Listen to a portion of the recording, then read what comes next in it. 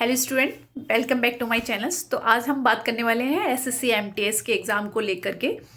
उसका पूरा रिव्यू आज मैं आपके साथ शेयर करने वाली हूँ, क्योंकि 12 तारीख की 2 शिफ्ट में मेरा एसएससी एमटीएस का एग्ज़ाम हो चुका है और उसका पूरा जेन्युइन रिव्यू मैं आप लोगों के साथ शेयर करूँगी कि कौन सा सेक्शन किस तरीके का आ रहा है। और आने वाली शिफ्ट वाले बच्चों को ये वीडियो बिल्कुल भी स्किप नहीं करना है, पूरा वीडियो देखिएगा जिससे कि आप अच्छा बेटर स्कोर कर सकें। तो ठीक है, मैं स्टार्ट करती हूँ।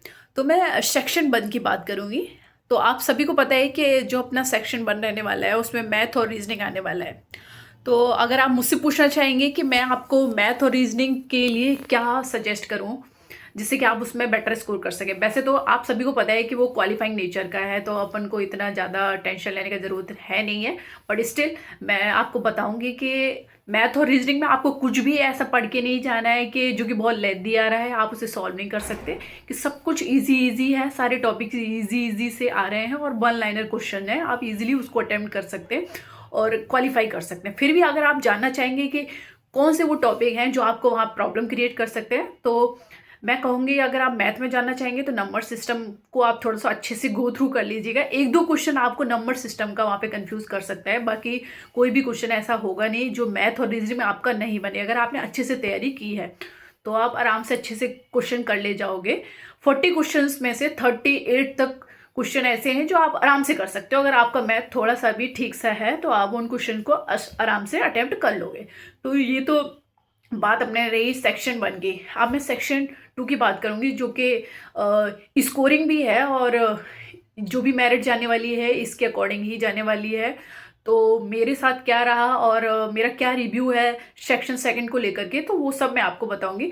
तो सेक्शन 2 में आप जानते हो कि उसमें हमारा इंग्लिश आ रहा है और दूसरा जीएस है।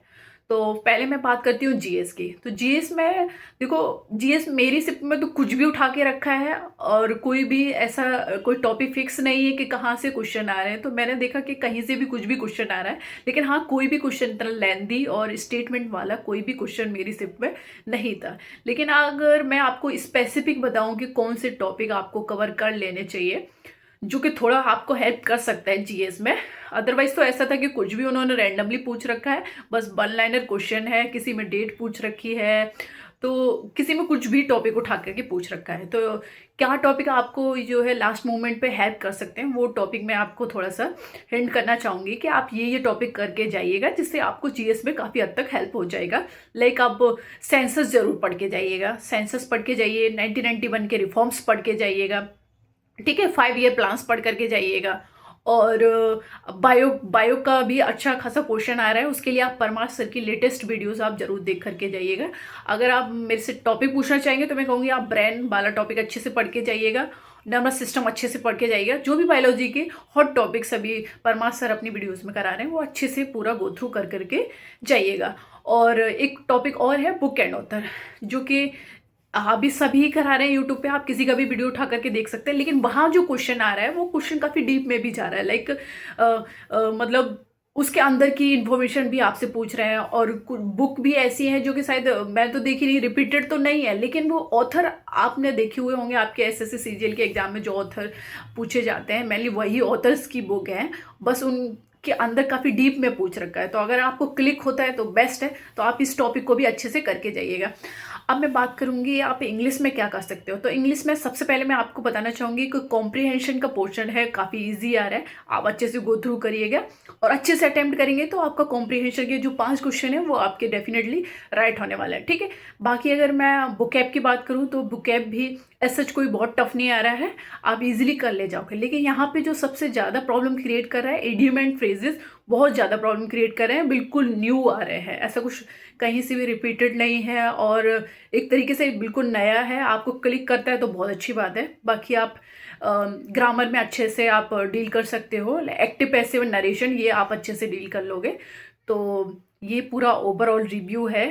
तो जो है इंग्लिश में, आपको इंग्लिश में भी कुछ भी आपको अलग से पढ़ने की ज़रूरत नहीं है। बाकी ये है कि आप उसमें काम रहिएगा और अपना प्रीवियस जो भी एसएससी सीजीएल के एग्ज़ाम हुए हैं, दिल्ली पुलिस के एग्ज़ाम हुए हैं, उनका इंग्लिश अगर आपने एक बार कवर किया है तो यहाँ डेफिनेटली आपको काफ़ी हेल्प करेगा। सो दैट्स इट, ये मेरा पूरा एग्ज़ाम का रिव्यू था। अगर फिर भी आपको कोई इन्फॉर्मेशन चाहिए, आपका कोई डाउट है या कोई भी कमेंट है तो वो आप मुझे कमेंट सेक्शन में पूछ सकते हैं। So thank you, okay bye.